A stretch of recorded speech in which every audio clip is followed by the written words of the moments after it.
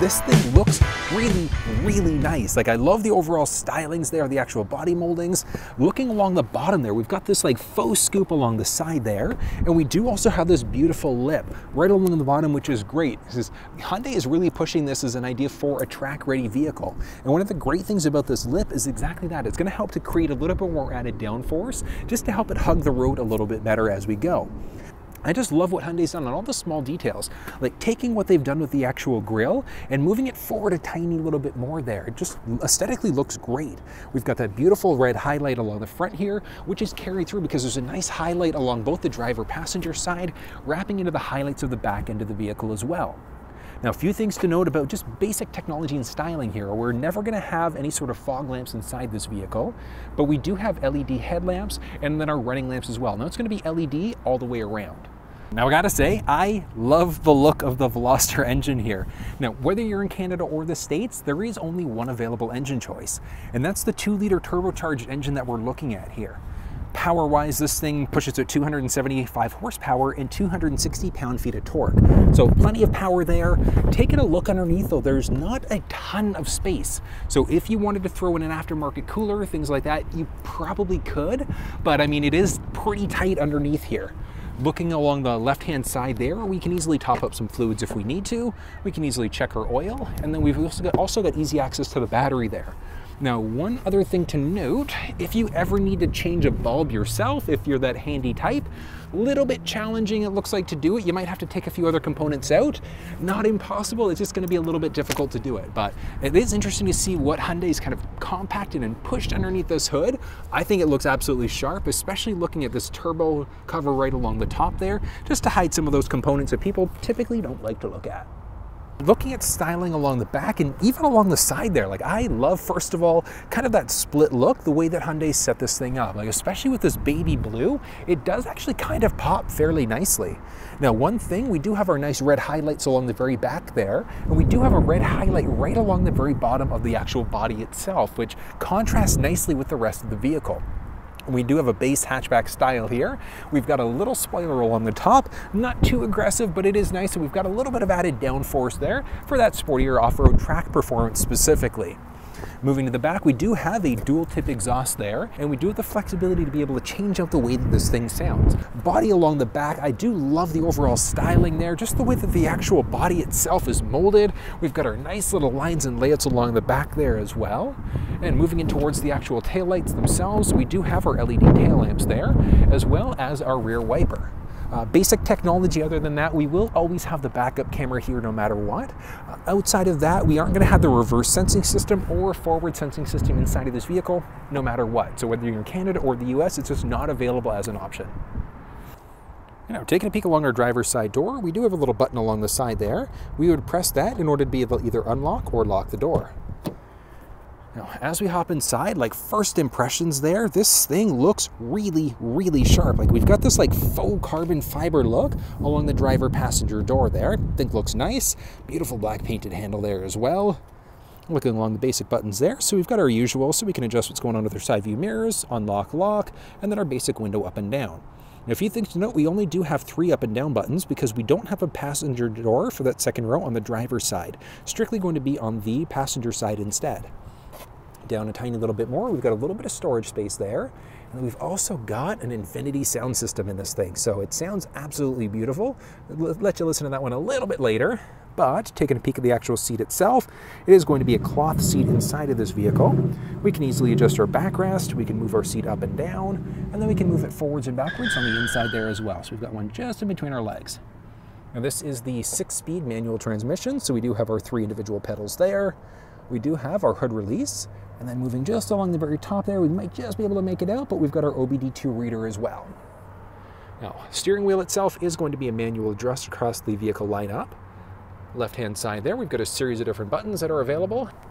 We can adjust the brightness of the cluster screen, and we can turn a few other things off as well. The big one is going to be this one, so that lane keeping system, so that's potentially going to nudge us back into our lane if we start to veer over without signaling. Now, my initial first impression of this first row, I absolutely love the look, the layout, what's going on here. We've got a beautiful Infinity sound system inside this vehicle. We'll get to the test on that one in a second, but first thing I got to point out is the comfort of the seat itself is incredible. Like, beautifully, like this thing just hugs the body really, really nicely. It really reinforces Hyundai's idea that this is more of a sportier vehicle. So it gives you that sportier feel for the actual driver passenger seat. Hugs the body nicely, like I said, which means that the headrest is also locked into place here though, so it's not adjustable. But the best way for me to describe the feeling of these seats, if you've ever been inside of a Mustang or any vehicle with Recaro seats, like those sportier type of seats, that's exactly what this reminds me of. It just, nice bucket seat, it just feels incredible. Like I said, it hugs the body nicely.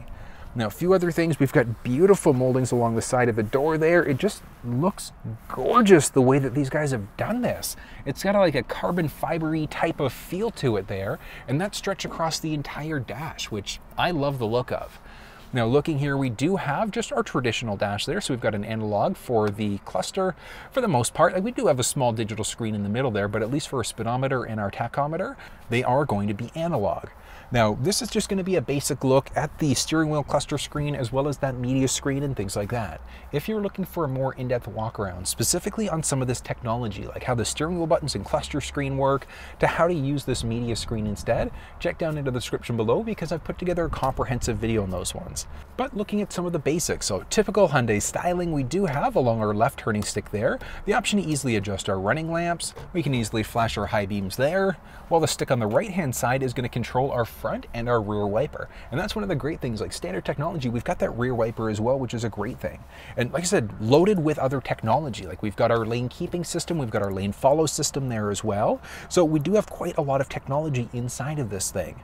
Now, a few other things to point out, we've got a series of different drive modes, answer hang up on a phone call as well. Looking at the pad on the right-hand side, so we've got some different pages that we can jump through inside of the actual cluster screen there.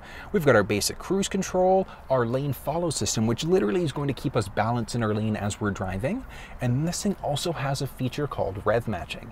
So with rev matching, what'll happen is as you're going to shift down, it's going to rev the RPMs up a little bit higher in order to give you a smoother transition as you're changing gears. Because this thing is available either as a 6-speed manual transmission or an 8-speed automatic, and that's a wet dual clutch as well, which is going to give us a little bit of an easier transition as we're shifting out in between different gears. So in the automatic is a neat one because we also would have paddle shifters, but this is a 6-speed manual. So we've got our 6 main gears and then a reverse gear there as well.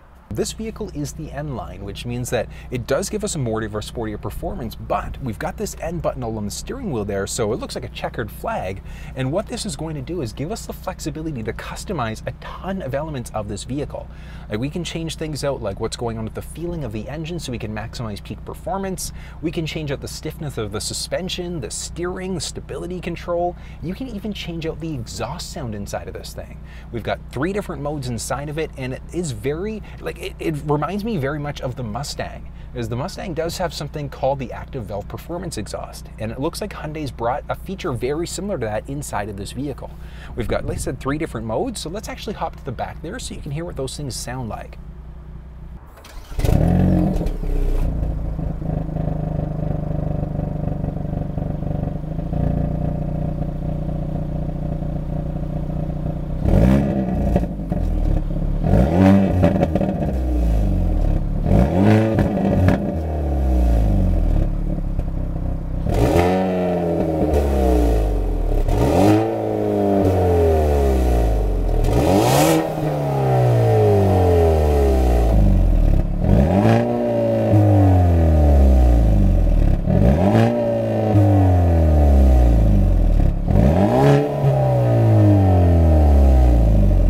So that is pretty cool. One of the interesting things about that system is it plays with what's going on with the actual valve itself. So it's going to open and close the valves up inside of the exhaust system itself in order to change out the sound of it. So I love that feature inside of Mustangs, and it's great to see that Hyundai's got it inside of their vehicle there as well. But quite a few other options that are available here. Taking a peek, we are push button start inside of this vehicle, and that's going to be the same whether we're in Canada or the US, and that's regardless of whether we're the 6-speed or the 8-speed automatic transmission instead. The media screen in the middle here is great. Tons of flexibility to it. We've got Android Auto, Apple CarPlay support. We've got factory navigation inside of this thing as well. So even though we've got factory nav, if you wanted to use Google Maps, Apple Maps, or Waze, you've got the flexibility to be able to do that through this middle screen. A few other things to point out. We've got a series of different buttons along the bottom there. We've got our bass volume rocker, which, let's actually do something right now. 94.9 FM.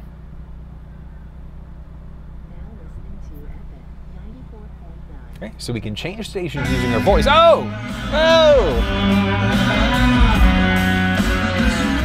Okay. And that's the volume. That was turned up halfway. The sound in this thing is incredible. But like I was showing you there on the steering wheel, we press that voice command prompt on the steering wheel, and that gives us the option of doing things like changing songs, changing radio stations. We can navigate using our voice. We can make phone calls, things like that using our voice. So technology-wise, like I said, this thing is fairly loaded. Moving down a little bit, we've got our basics for our cabin control. And then moving down, we do have a series of different power points. So we've got 2 USB, so one specifically to hook up USB devices to the vehicle, the other one strictly as a power point. And then we also have a 12-volt power point down there as well. So we can plug in a traditional cigarette lighter adapter, things like that, into the vehicle. Moving down, we can button press in order to turn our traction control on or off very simply. So our stability control, we can turn that off there. We do have heated seats inside of this thing as well, and it's strictly heated seats, no ventilated option, unfortunately. And then that back row is never going to be heated either. So unfortunately not available in this vehicle. We do have a button for our heated steering wheel there as well. And then we've got our parking brake. So it is a manual adjust for the parking brake itself. We do have a little armrest there with a tiny little bit of storage. Nothing else inside of this though. Moving up overhead, we do have a manual dimming mirror. So manual dimming, we can call our tow. We've got our SOS mode. We do have a sunglasses holder, always a nice thing. And then our basic control for our cabin lights there as well. We've got our vanity mirror that does have our light there, so we can manually turn that one on or off. Little business card holder, and then we can also extend this out, not a ton, but a tiny little bit to cover off a tiny little bit of sun that might be blocking our eyes there. We do have an assist handle in the front, so for the driver and for the passenger side. But like I said, overall, I am surprised what Hyundai's done with this vehicle. They've loaded a ton of technology and great amount of performance inside of this thing. Second row spacing inside the Veloster actually isn't too bad. Like, I'm 6 feet tall, driver's seat set up for somebody who's 6 feet tall, and I still have a nice amount of knee space, good amount of foot space. Up overhead though, I've got maybe ½ an inch of space there. So not too much space up overhead, but style-wise and comfort-wise, I guess is the big thing. Comfort-wise actually is pretty nice back here. Now, I typically am gonna be driving the cars that I'm in, so I wouldn't necessarily have to worry about that first or that second row space myself, but here or there.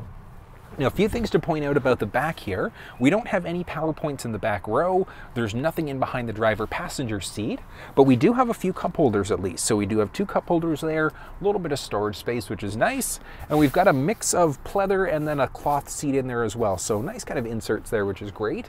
Now, if you have a child, you need child seats, there is the option for either the latch or the tether system in here as well. So we've got a few options there. We can fold these seats forward as well if we need to get access to those back tethers. So something to think about, but if you need a space for a baby seat, forward facing, back facing, etc., they'll be able to fit back here, no problem.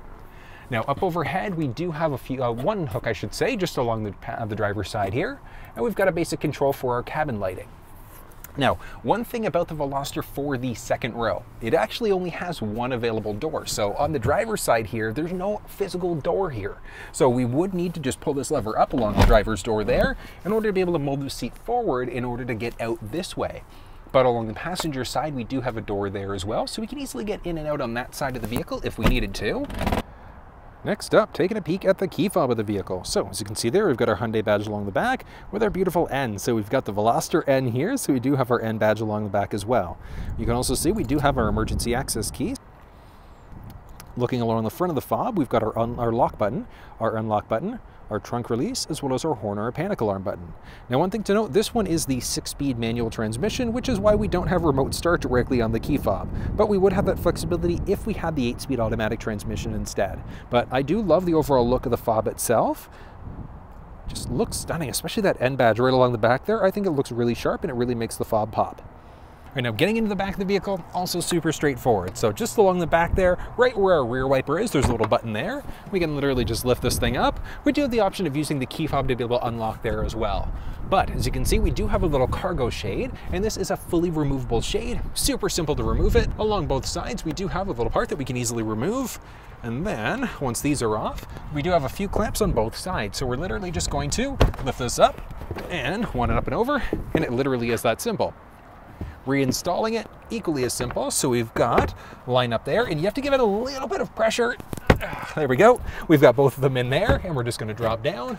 We're going to pick up both sides in order to get that loop back up along the top. And it really is that simple. But let's have a look at the cargo dimensions. Taking a peek at the cargo dimensions, so we do actually have quite a little bit of width, depth, and height here.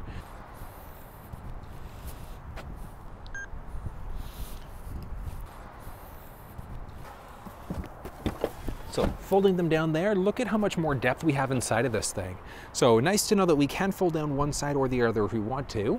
But one thing to note is that we do have a little bit of a lip there. So just in behind that second row, a little lip. So it's not a complete flat back, but at the same time, it is fairly close. Okay, now one other thing to point out, we do have this along the back, so we can literally take this one out. And as you can see there, no mini spare tire inside the vehicle, but we do have our inflator kit as well as the necessary goop in order to be able to fill up a tire if we get a small puncture and things like that. So overall, like first driving impressions, this thing actually is pretty nice. Now I'm obviously, I'm trying the 6-speed manual transmission. There is the option for the 8-speed automatic instead.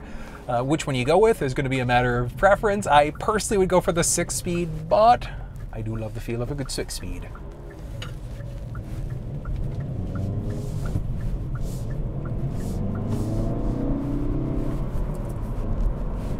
That is a smooth clutch. That is a really smooth clutch. Okay, and I want you to listen to something for a second. So I'm going to drop. Okay. So you might have just been able to hear that, but that essentially was rev matching. So what happens is, as you go to downshift, it's going to bump up your RPM, so it's going to rev the engine. You can hear it there again as well. So it literally is going to bump up the RPMs in order to just give you a smoother shift as you go. And that's obviously something that's going to be exclusive to the 6-speed manual transmission. The automatic won't have rev matching because the vehicle literally does the shifting by itself. So.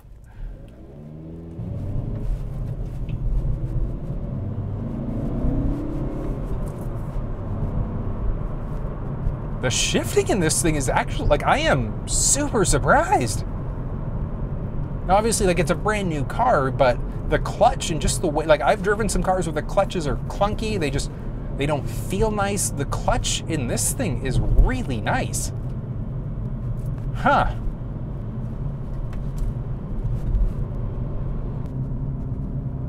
Nice and nimble, though. Okay. Okay, that is cool. Okay, that's cool.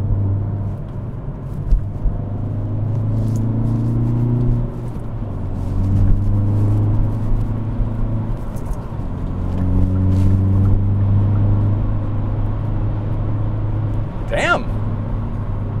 Okay, that was impressive. That was smooth. Wow. Blind spot isn't too bad on here as well, just because of how big this window is. It's not terrible. And that's actually kind of one of the interesting parts, because this thing is only a 3-door. You don't really have too much that's blocked off to the side there. So I could technically comfortably see my blind spot there as well, which is nice. Huh. And there it is, and that was a look at the 2022 Hyundai Veloster. What did you think? Like I said, overall, for the features that you get in it, performance that you get, it's at a fairly competitive price point. I love the overall styling of it. I love the way that this thing handled. I wish it was a tiny little bit more powerful, but at this price point, with what it's got and the features that it's got, launch control, all of the different options for the exhaust sounds and suspension and things like that, I love it. The N mode, being able to really customize exactly the way that this thing sounds and how it acts and reacts and things like that, I think is absolutely brilliant on Hyundai's part.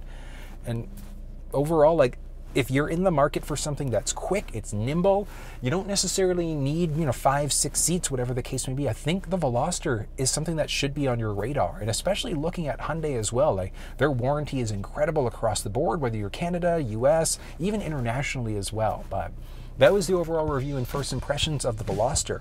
What did you guys think? If you have any questions, comments, drop down in the comment section below and let me know. I'm more than willing to talk you through any issues you might be having and can definitely put you in touch with the right people. Like the folks at Ajax Hyundai can definitely have your back if you're looking for a vehicle. Beautiful job all around. I hope you guys enjoyed the video. Thumbs up and share it with your social networks and subscribe if you enjoyed it. And until I see you next time, take care.